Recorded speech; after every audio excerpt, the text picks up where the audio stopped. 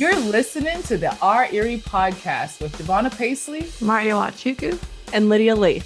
This series will bring citizens, entrepreneurs, activists, politicians, artists, and thought leaders to the table for a frank discussion around societal issues facing our post-industrial city and the United States at large. Take a seat.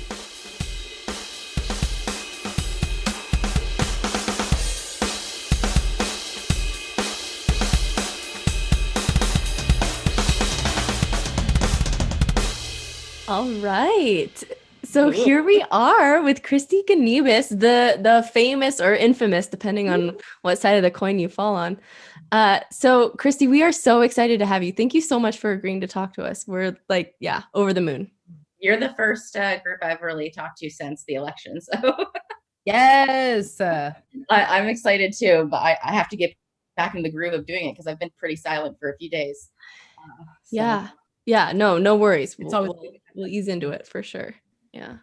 So I guess, how are you feeling?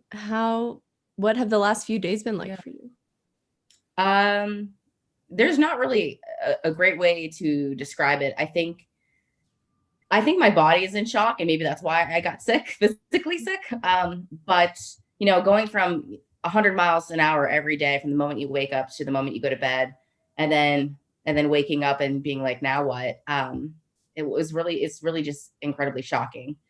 I feel incredibly good about everything that I did. And that's why I ran my campaign the way that I ran it. Because I knew that no matter what happened, I wanted to feel good about it. And I do. But it's just adjusting to a new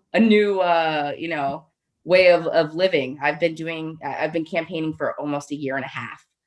So doing that every day and then all of a sudden just not doing that is kind of odd. Yeah, I bet. Well, yeah. And you bring up kind of how you ran your campaign. I'd love to talk more about that, because I think a lot of people don't know what happens behind the scenes of a campaign. They see the face of it, which is you, and they see you out at events, but they don't really see behind the scenes. They don't know all the kind of decisions and thought and intention that goes behind what you were doing on the campaign side. Yeah. Most of it I enjoyed, but I mean, I certainly think there's a veil that needs to be lifted so people can see what's really happening. At the end, everybody always says, oh, maybe you should have done this, or if you would have done this more, or what about this? And the reality is there's a lot more to it than what you're actually seeing. We put our best faces forward. You're not seeing the things that are happening behind the scenes, like the fact that we do have to raise an obscene amount of money. And for me, that was, when I get asked if I'm going to run again, that is probably the one thing that holds me back from wanting to do it again, because it was like my own living hell. Every day I'd wake up and I'd have to find out or figure out a way to raise money, to pay for staff, to pay for literature, to pay for our office, to pay for the signs, to pay for shirts, to whatever it is that we needed. That was pretty much my job when I wanted to be focusing on so much more than that. So we've talked a little bit about campaign finance and how much it impacts candidates and their ability to run and the ability to actually focus on the issues or events that they want to. Lydia and Davona, can you talk a little bit about what you witnessed too, running your own campaigns? I mean, that right there, like what she's talking about, I can't even imagine having to have raised millions of dollars when I was sitting here worried about raising $1,000 for, to be able to have yard signs, to be able to have pamphlets. So for me, I'm on a local level, that was frustrating for me. So I can't even imagine how you would feel, Kristy, having to raise that money. Because I remember when you had said that's how much you had to raise, I was like, millions? Like, what are we doing here? What is this for? What is that for? And obviously I know what it's for. It's for campaigning and pamphlets, but really, what do you need $1 million for? Mm-hmm. Yeah. That doesn't even make any sense. Its own industry. And, so I try to look at it that way is, I'm paying for staff, and we're Democrats. So we made sure, at least our full-time staff had health benefits. So we were paying for benefits too. we're also paying for rental space, which is, going back into the economy. We're paying for printing, which is going back into the economy. So I tried to look at it in that positive way, is that all the money I'm raising is going back, into an industry that's somewhat good and somewhat bad. But I never ended up raising that $1 million that I was told I had to. And the interesting thing is, now looking at the results and looking at what happened across the country, it wouldn't have mattered. It wouldn't have mattered. And I'm so glad that I didn't. I'm so glad that towards the end, I spent less time stressing about raising the money and more time with people and doing the things that I cared about, because at the end I raised over $500,000, and it wouldn't have changed my results if I raised 4 million, because if you look at the competitive House races across the country, they lost regardless of how much money they raised. And we can talk more about why I think that happened, at least in my district. But it goes to show that money does matter, but maybe doesn't matter as much as we think it does. It does not. Oh, for sure. No, I'm so glad you said that too, because, and again, like my personal experience running for office, I did not have to raise any, like I could have opted out and I would have been fine. But when I worked for Ron DiNicola's campaign, which was for the same district, I saw tons of and I wasn't working on the finance team, so I obviously didn't see like all the money, but to hear the numbers that they would talk about, or the fact that like you have to raise 5,000, some guy was like, oh, I'll give $5,000 to go towards DiNicola's TV ads. And I talked to one of our staffers and they said $5,000 guarantees you that one family of 4 sees your ad once. Wow. And so as soon as I heard that, it was like eye-opening, jaw-dropping for me, of like the amount of money that goes in to just see a TV ad once, that like $5,000 could change someone's life. I mean, like which one of us would not be like, oh, I wish I had $5,000 to help pay off my car, or pay off my house, or pay off student loans, and for these people like Mike Kelly, or people that are incumbents or running for office or have all these connections to wealth, like that, money means different things to different people. And when you have a lot of money, it's just like something you use to gain more power. But when you don't have money, that's like groceries. It's living, it's life. And I just, but I love the fact that you said that it wouldn't have made a difference, because I do think, I agree that like it's a gerrymandered district. It's a difficult district. And I think that there's a lot of flaws in our campaign finance and in the way that we draw districts that make it impossible for fair elections to happen, or the type of voter suppression we see as well. So yeah, absolutely. For me, the only way that I really would have won this district if I could have somehow eliminated 70,000 Trump voters, because that's what it was, is people coming out to vote for Trump and then just voting down R. Yep. Right? And there was no convincing those folks. No amount of TV would have changed that person's mind. No amount of anything I would have done would have changed those folks' minds. And like you said, the way that our district is drawn, I won Erie. I actually got more votes than Biden. Yes. And I also got more votes than Biden in Lawrence. I'm the only House challenger in the whole state of Pennsylvania that got more votes than Biden in 2 or more of their counties. I'm the only one. And and I think that speaks a lot for the way that I campaign. And I think that if this was 2018, I would have had a good chance of flipping this seat if this was 2018. But with Trump at the top of the ticket, and those people more motivated than ever in Crawford and Mercer and Lawrence and Butler, we didn't stand a chance. And we really, Democrats all across the nation basically, walked into a buzzsaw.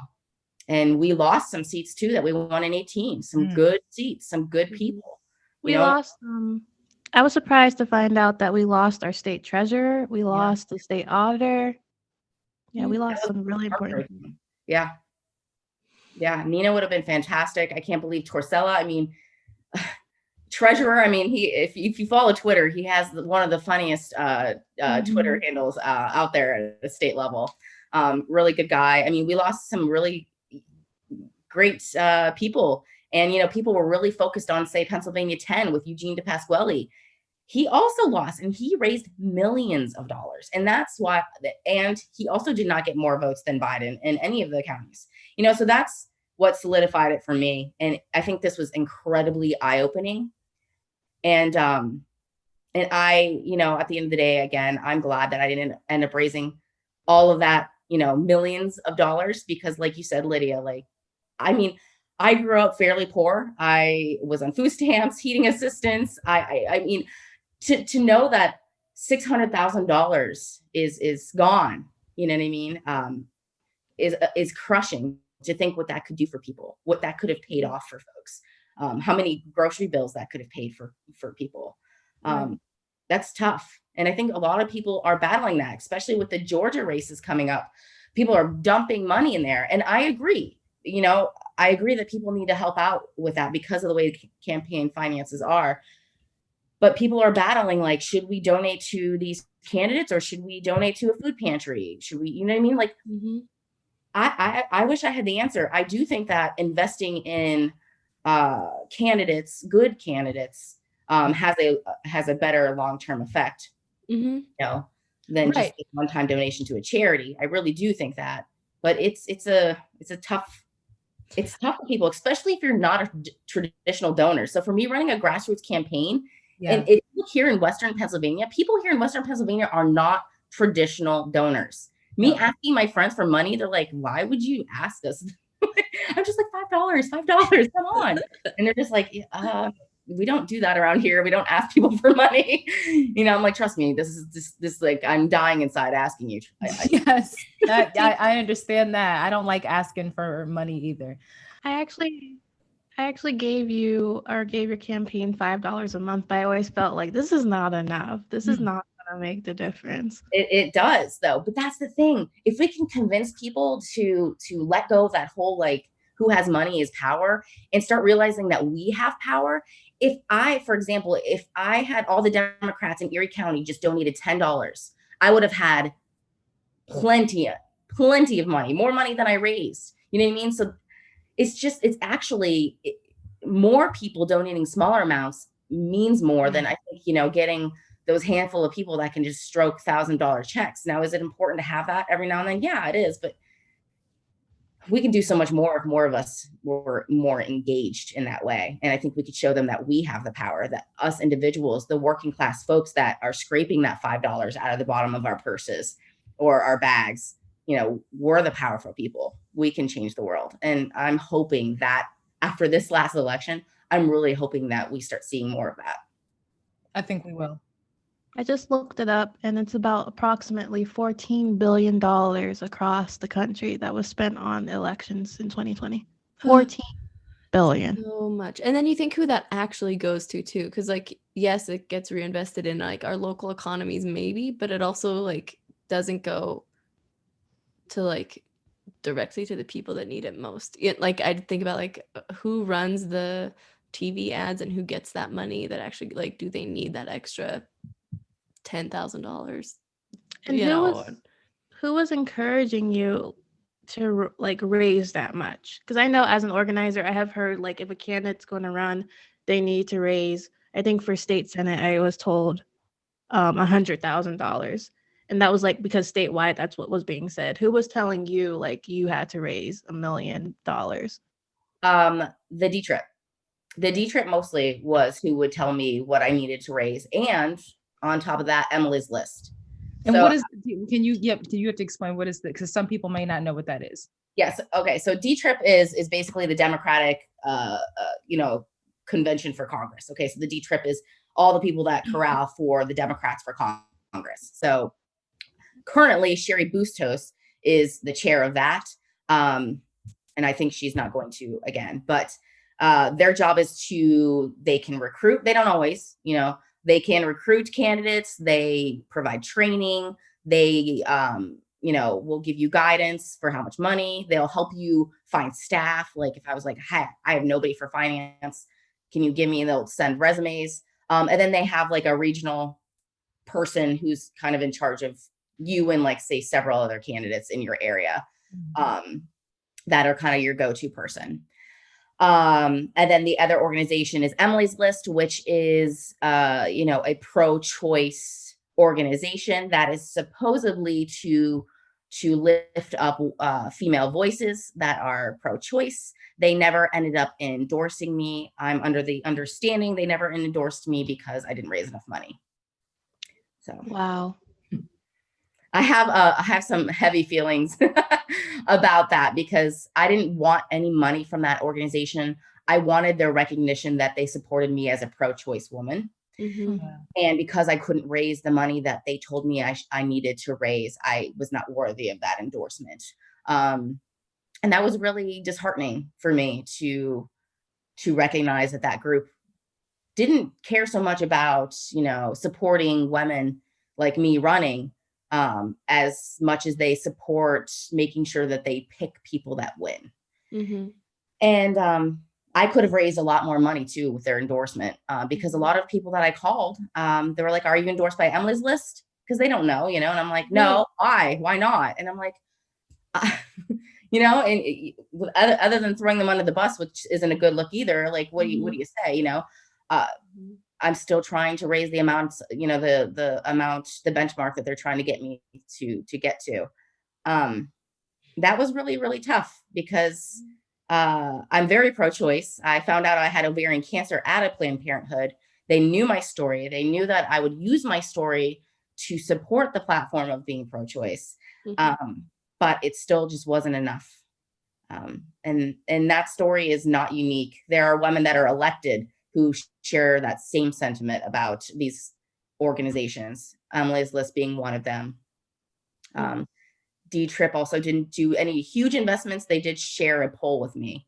And that was about it. So.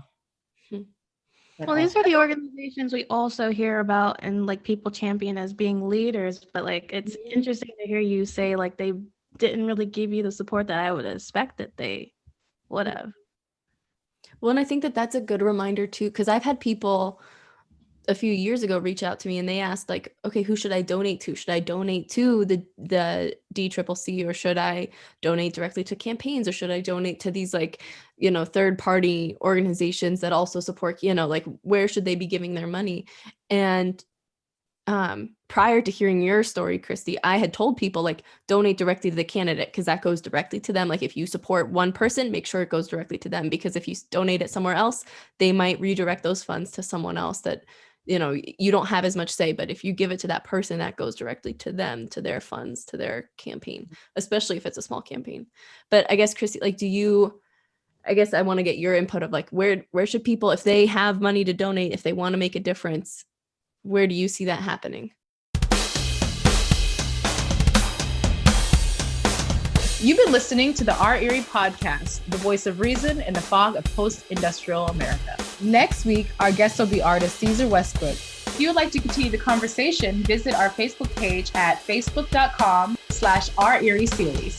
This podcast is produced by John C. Lyons, Marty Nwachukwu, Davona Pacley, and Lydia Laythe. Music by Corey Cook. Funding provided by Erie Arts and Culture, and we appreciate you all for listening to Our Erie podcast. Peace.